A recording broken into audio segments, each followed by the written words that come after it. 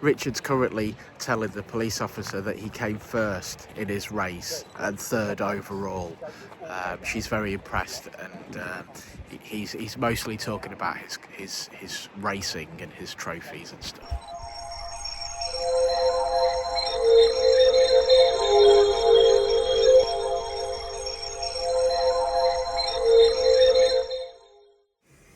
Well, it's been a minute. Welcome back to another Dynodaze video. As you can see, Cosmic Grey EP3 in the house. What is my favourite colour EP3? It is, of course, the Cosmic Grey. So this one's here today for a map on a K-Pro ECU. It's been modified and we'll run through the list of modifications in this video.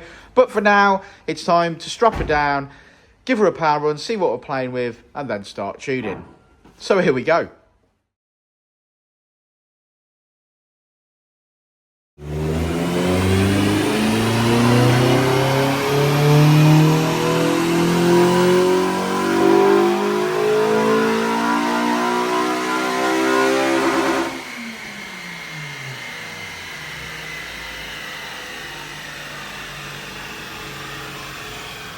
Okay, so stock power run done. It's a little bit wavy to say the least, but obviously needs the fuel dialing in amongst other things. But okay, so 225 is where she's at now. Now it's time to start tuning for these modifications. So Richard is plugged in with the Honda software for the K-Pro, and it's time to get on with it. Yeah.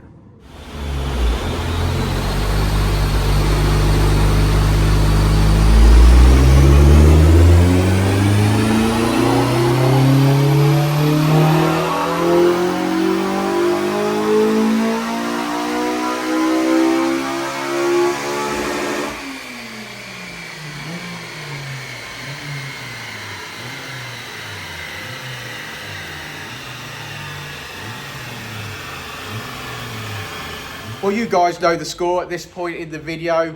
Our sponsor, and that is worldoflubricant.co.uk.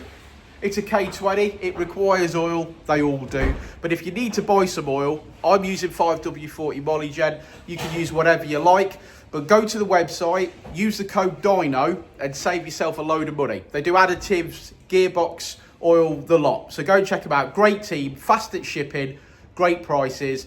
worldoflubricant.co.uk, and stick Dyno in at the checkout.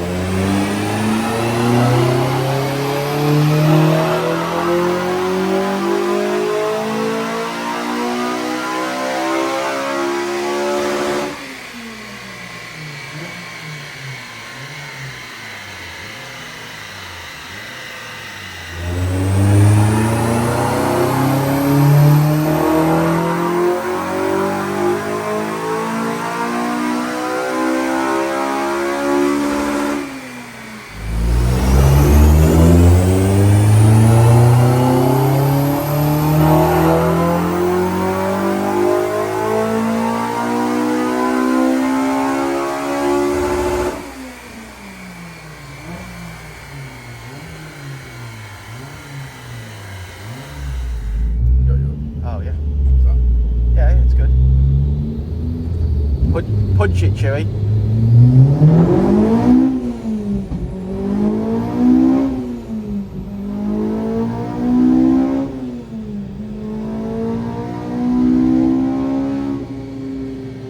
Yeah. People love it, you know, Rich.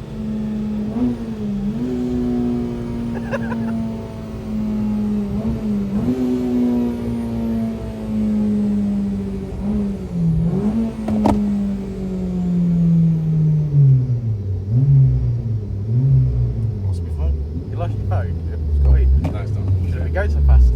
Yeah.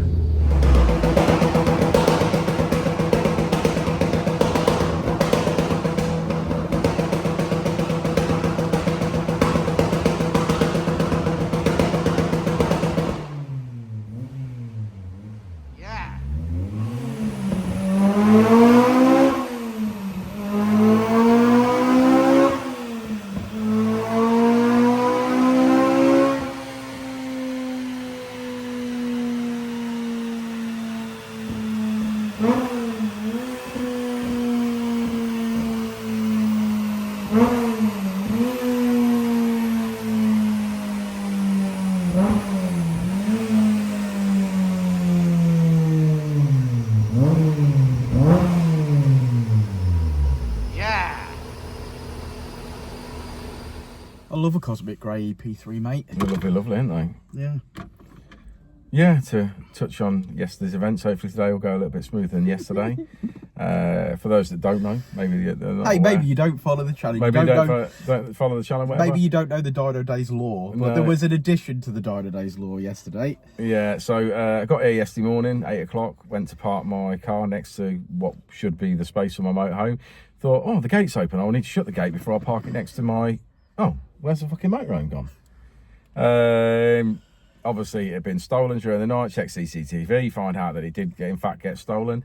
And then all of a sudden, it dawned on me, I've got a tracker in that. I should be able to see exactly where it is. Yeah, so obviously I have a look, and it's been taken to a traveller's site in Lutterworth. That may be the largest traveller's site in Leicestershire. Yeah, in Leicestershire. So me and Dan, and I'm not going to big it up here because we didn't go there in any attempt to go and retrieve it.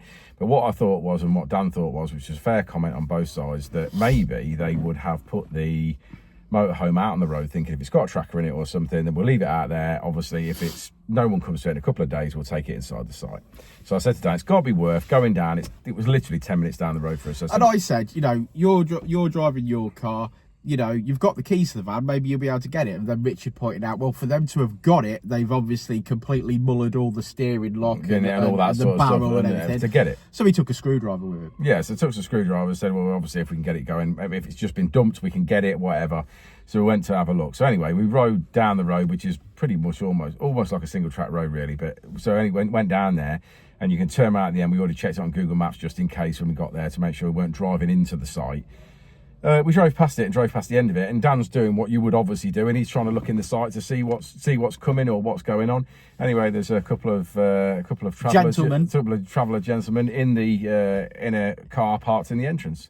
We drive past Dan's obviously looking. We turn around in the garden centre at the end of the road, come back, obviously to come back past because we've got to go back past it to go back. I says, we'll have another look down the lane, see if we can see anything. If we can't, obviously their ping is definitely in that traveller's site, so we'll ring the police, tell them we've drove down there, it's definitely in there. As we go to past the traveller's site again, we get accosted by the two gentlemen that were staring at us quite intensely, shall I say. There was lots of swearing involved. There was some swearing involved. They basically asked us what we were doing and why we were looking in the site. Less politely than that. Less politely than that, admittedly. I'm going to keep it clean for YouTube, which I replied with politely and no swearing, which there was, but for this version we won't. Well, obviously, if you didn't go around stealing people's things, people wouldn't be down here looking for it. To which he said, how do you know we've taken something? I says, well, obviously the vehicle's got a tracker on it, so it tells me that it's in your yard presently at the moment. What is it? So it's a Peugeot Boxer motorhome. So I start to read, he says, well, what's the registration? So I start to read the registration to him. I get to 64, well, I won't tell you the whole reg, but 64 was the part of the reg, and basically the lads at the front of the car just went, oh. Yeah, they went, oh, like that. I put their head down and said, I'll go and get it for you. Now, admittedly, I didn't believe for 1 second they would go and get it. And they did ask us to politely park up. And yeah, they said, park up somewhere safe and we'll go and get it for you, is what they said. Now, at this point, they had calmed down, but did then proceed to block the end of the road, which I didn't like. And then they were definitely on 2 mobile phones making phone calls. So me and Dan decided that we were never intending to go and speak to them or do anything. And what we didn't want to do, I said, at this point now, they know it's stolen. They know we know where it is. They know that it's got a tracker on it.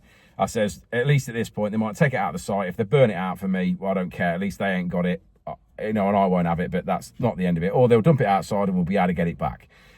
So we rode off because I said, I don't feel safe and I don't think this is a good idea. We rang the police, notified them that we'd had this conversation and everything had all gone on. At that point, basically they went down the road of, well, you're there. They basically took it that we were there and basically they were kicking off, which wasn't quite what we meant. But anyway, so anyway, they sent armed police and they sent a drone out and all the rest of it. They all kicked off for the next 40 minutes. They sent a drone up, identified the van. It was, in fact, inside the site. Fair play to Warwickshire and Leicestershire police yesterday. Especially I've never seen so many police officers. Especially Leicestershire police with their drone yesterday. Put it up there. Let me go down and look at it on the drone footage to confirm it was my van. Yes. They then sent armed officers in. They couldn't get it started, obviously, because it was damaged, and they recovered it with Crouch Recovery. Thank you, Crouches. Thanks, Crouch. So, to be fair, a good team effort on all sides. I can't fault the police yesterday for what they did. I do feel like it took us to have to go down there and maybe put ourselves in a little bit of danger to get them to initially go out. But once they had in fact gone out. They were faultless. Yeah, they were. So no complaint from us there. Yeah, the vehicle's now safe in recovery, and obviously once they've done forensics on it, I'm allowed to go and have a look and see sort of what mess it's in. And obviously hopefully start the repair process or whatever, which is just insurance, and this is the way things go. So if you follow the Dynodaze law, that was a moment in our history where I didn't want Richard to die on his own. Yeah. So I went with him. But yeah, it's one of those things. It's only because he'd have to do some work if I was gone. Yeah, that's right. Don't leave me to deal with this.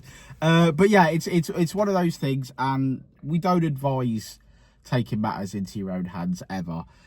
But that wasn't necessarily our intention, was it? No, but sometimes you got to stand up for yourself, and I think that's what we did in that particular circumstance. We stood up for ourselves, and I think if anything, that'll be respected. Yeah. So fingers crossed, that's the end of that tale. Yeah. And we're back to tuning Civics. Yeah. So anyway, let's get back today. to let's get back to yes, Civic. Fabricator, the owner of this car is John Tig, and he is a fabricator. So he knows what he's doing. He's built himself a nice exhaust system. He's built himself a nice induction kit. He's enlarged his Japspeed 4:1. It might be a Tegiwa 4:1, but he's enlarged his 4:1 to meet up with the rest of his system. Beautiful.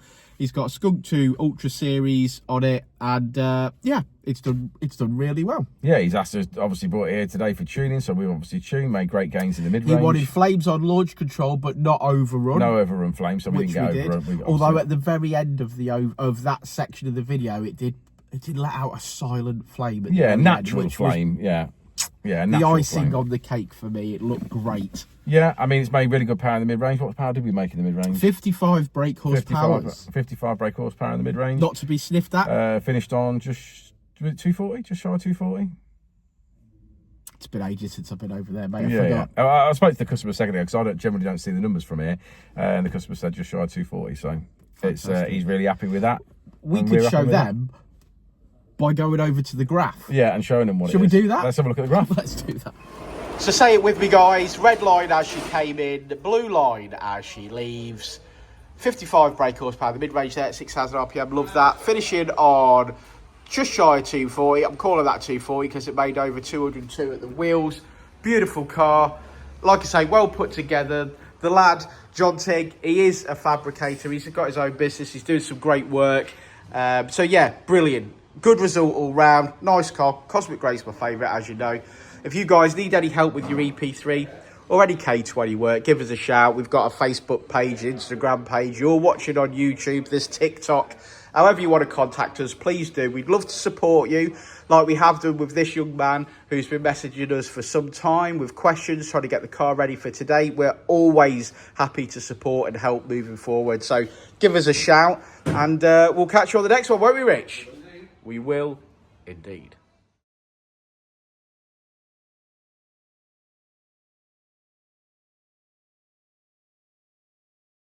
Ready to elevate your ride? Dynodaze Performance Parts has you covered. From exhaust to ECU remaps, we offer top-tier parts for peak performance. Our experts provide personalized tuning to match your driving style. Join our community of enthusiasts. Join thousands who trust Dynodaze for their performance needs. Visit DynodazePerformanceParts.com and transform your drive today.